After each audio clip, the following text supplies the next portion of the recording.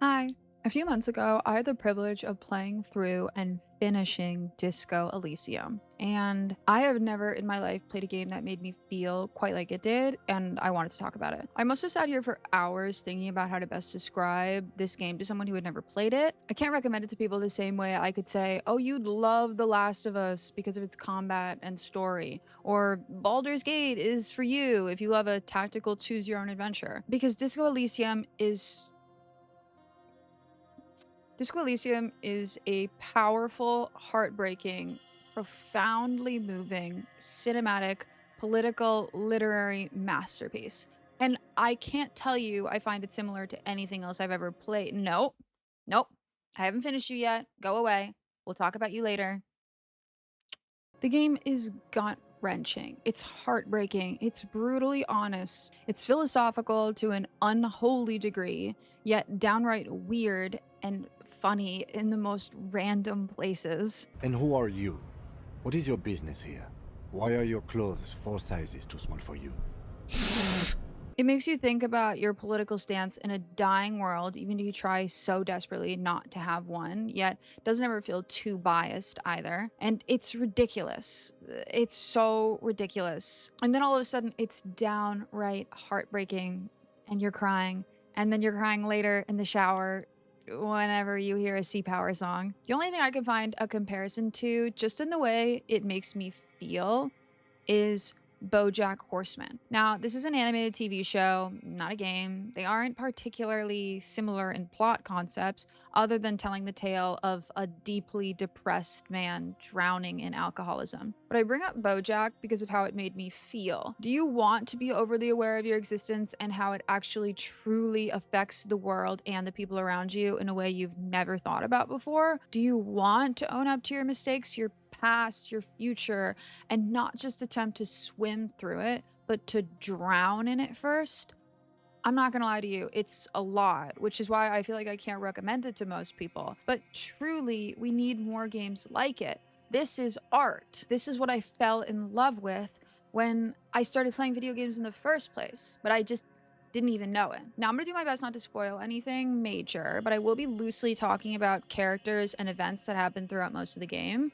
Loosely. Super loosely. This game's been out for a while, but honestly, the Final Cut version only came out like 5 or so years ago. That was the version that included full voice acting, and I think that that version really revitalized the game for a new audience and an old audience. The voice acting is so good. There is a hole in my heart. Shivers never talks. That gave me shivers. But I really hope that if you see this video and you haven't played the game, you will be inspired to get into it. So I won't spoil any aspect of the greater mysteries that you as a detective are trying to solve. But there's no way that I'm not going to talk about certain characters like John, I'm saying that right? Vikmar. Thank you. There's no way I'm not going to talk about certain characters like John Vikmar or Kim Kitsuragi. There's literally a whole section of this video on Kim Kitsuragi. Now, let's start with how I felt going into it. I really did not know what to expect. There's no combat, it's just dialogue. Lots and lots of dialogue. A full game of just walking and talking. I honestly thought I might burn out quick. Yet, I could not believe how quickly I fell into step with it. I can tell I'm really gonna like this. This is so up my alley. Oh my god. The game is so unique in the way it blends art and gaming. It almost rewrote my brain on the type of game I like to play. This game doesn't have a basic skill tree or leveling system. It doesn't do items or consumables in a normal fashion either. Most of your choices, you will have to roll a skill check to pass or fail, and your odds are going to be very dependent on the personality you chose at the beginning and the personality that you're shaping. Everything feels tailor-made to the story they are trying to tell. You choose your detective. Do you want Harry, that's your name, do you want Harry to be strong and empathetic, yet lack logic and coordination? Or do you want him to be a sensitive empath with a strong constitution who can't keep their composure and possibly lacks the intelligence necessary to solve the case? You choose. And there's no way you're not gonna wanna make that choice over and over and over again. This game is just chef's kiss at getting you in for a second and third playthrough. Disco Elysium cannot be fully consumed in just one playthrough. I understood that so quickly. You don't have a comeback. Sorry. It's hard to think like this. The world depicted through Harry's eyes is so beautiful and sad at the same time. Anyone who's understood a deep emotional darkness, I think, will feel something when playing through Harry's story. All of the portraits, the colors, the shapes, the way he talks to himself, his thoughts, everything is so meticulously thought out. It's so thought-provoking in such a unique way. Every single thing about this game is trying to tell you something about yourself, aka Harry, and at first you may not see it, and then it feels like it hits you all at once. A journey of self-actualization like no other. I feel haunted by Revachol, and I've never even been. I feel sorrowful nostalgia for a place that's not even real. And when I say you choose your own detective, I mean it quite literally. You wake up in your underwear, completely soaked in your own sweat, necktie hanging from the ceiling fan, completely and utterly devoid of all of your memories. You aren't just lost on the case, you've lost yourself.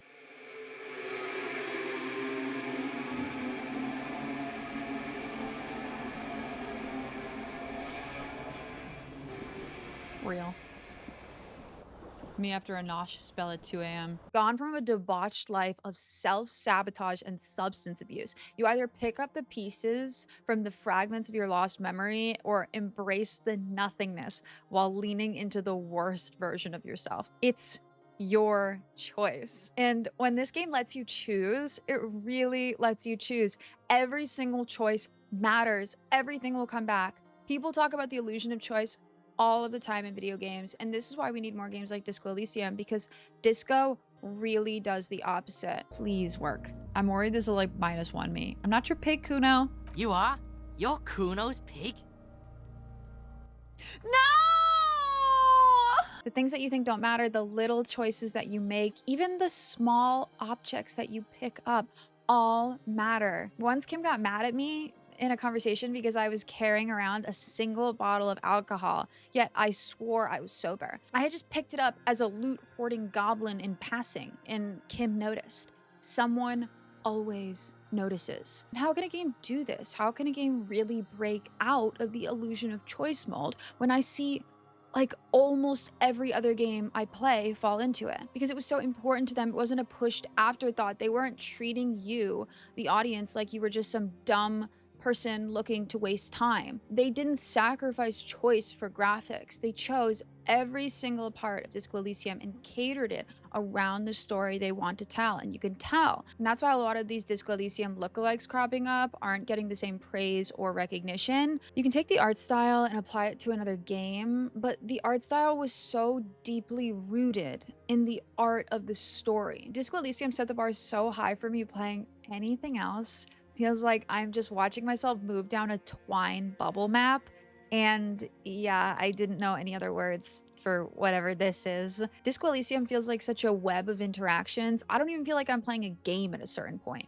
I just am Harry, which is why it's such an unbelievable shame what happened to Zom. Quick Zom side note, the company that created this game. I can't get into all that in this video or it would just be too long, but if you're curious, there's a bunch of YouTube videos out there about it, and you should probably buy this game as cheaply as possible, solely because the original creators aren't making a dime off of it anymore. Now, we can't talk about Disco Elysium without talking about Kim Kitsuragi. Oh my god. What a man. If I had to pick one person to live with me on a deserted island, it wouldn't even be my mom, wouldn't be my best friend. It would literally be Kim Kitsuragi. Going back and playing the game, I held on to every word that man said. I was so in love with him. Hell, my Harry was too. I'm probably reading their gay fan fiction on AO3 as you watch this video. I have no shame. If the windows came crashing down and the whole world descended upon you, this man would hurl himself in death's way to save you. You are sure of this. How did they make me fall so in love with this man? Not just him, but all of the characters. Every interaction felt like meeting a real genuine person. Even the smallest interactions stayed with me. The portraits and the voices are some of the most memorable iconography from any game I've ever played. The art book talks about how when they were making the game, they created all the portraits as early as possible, even before the writing, so that the portraits could shape each character, not just illustrate them once they were done and written. I could sit here and talk about every single Disco Elysium portrait, especially as a fine arts major, but we would be here all day. Just watch this YouTube video if you're interested in more of the nitty-gritty artistic details. Now, I'm not done talking about Kim. What a man, what a man, what a man, what a mighty good man. I'm trying to print out a small little picture so I can put Kim Kitsuragi in my wallet with me wherever I go. He's just a good luck charm. Both Kim Kitsuragi and Jean Vicmar played an incredibly interesting role in Disco that it's literally the golden apple. It's so good. They're like yin and yang. They're like fire and ice.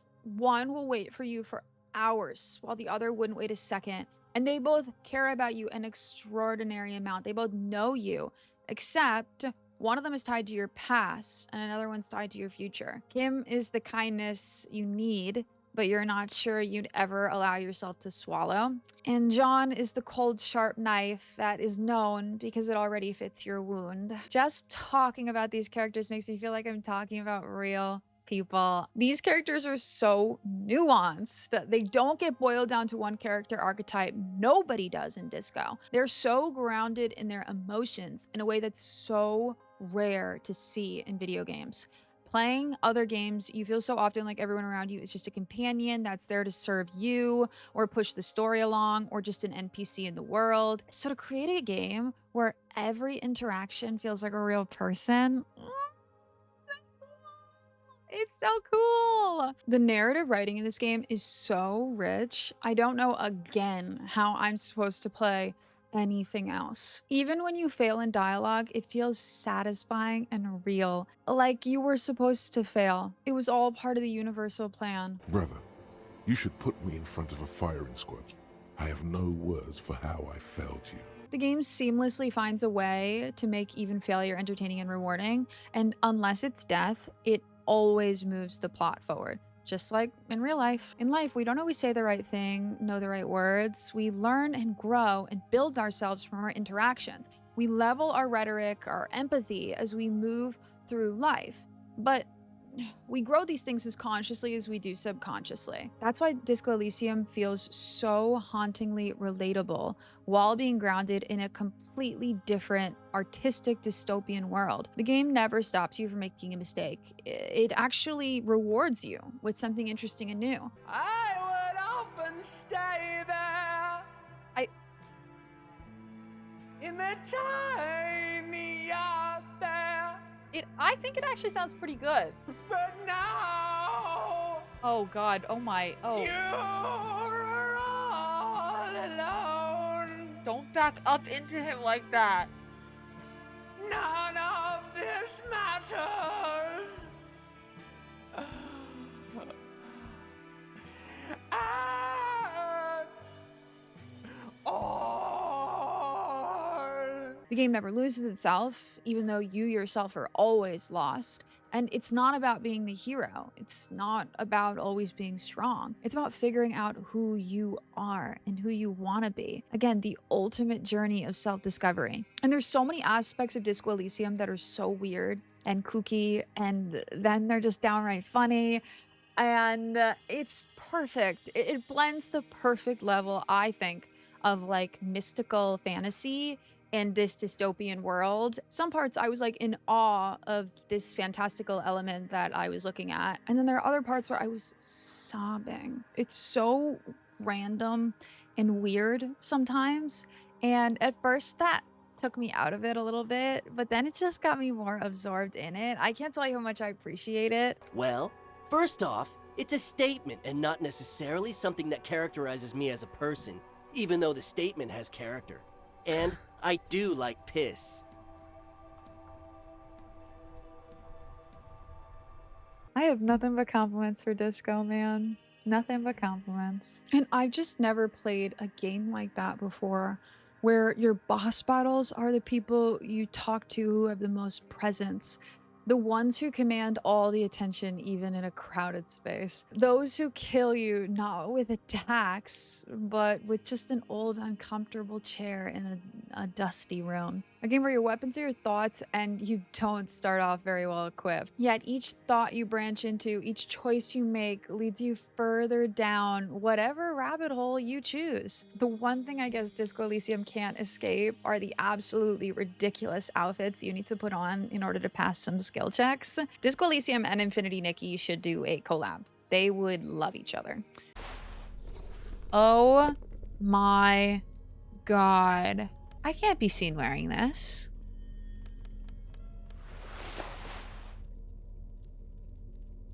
Harry loves to dress freaky to impress the ladies and the gents. That is canon. Now, we had to talk about boss battles a little bit more because this was just so damn cool, and I so desperately yearn for other things like this in video games. And this is what I mean when I say that Disco Elysium is so catered to itself. You know, it's creating something so original and new in... So Disco Elysium doesn't really have battles per se, so in concept, boss battles shouldn't be a thing either. But every conversation is a battle, and the bosses are just domineering conversations with people who have a huge presence. That's really the only way I could describe it. Because some conversations you don't know you're going into a boss, some you do. Some people feel like side characters, but then they end up being the biggest main characters of all. Some feel like they're so much smarter than you, but in actuality, all you need is the right words and they're gonna crumble. With a 3%, I took the novelty check. I didn't say thanks for it, and the chair is killing me. It feels unbelievably parallel to life. So much of Disco Elysium does in a way I just truly can't understand how they pulled off. There was this one boss battle towards the very end that had my heart beating out of my chest. Every single dialogue choice, I was hanging onto the edge of my seat. It was life or death in a way I hadn't encountered, and everything was on the line, and I wasn't ready, and I was never gonna be ready. And it was beautiful. Oh my fuck! Oh my fuck! I can't. I'm gonna kill someone! And I think about it once a week while I listen to Sea Power songs in the shower. Don't get me started on Sea Power. Sea Power is the band that does all of the music for Disco Elysium. Now, I stream this game. We have a completed live series and an uncompleted edited series on YouTube, just in case you want to watch. But there is a DMCA version of the game. You can turn on streamer mode while you're playing, and I just couldn't turn it on. Every video I have on Disco Elysium, Sea Power takes all my revenue, and I don't even care. Honestly, they deserve it. And I would have done it again just to listen to the music. It's so fitting, it's so atmospheric, it's so beautiful, it's so haunting. That's a Sea Power W. I don't want to talk over this. This might be the most beautiful song I think I've ever heard. I think it was one of those games that after I finished it, I felt this deep sense of sadness, and all I wanted to do was consume disco art. Like, I find myself scrolling on Pinterest for hours looking at Disco Elysium art. This game is art, and it inspired so much incredible art. Like, this game has some of the most beautiful, breathtaking art from any video game ever. Like, if you look at what these artists are creating, oh my god. I have a Disco Elysium quilt that is one of the most beautiful things I've ever seen.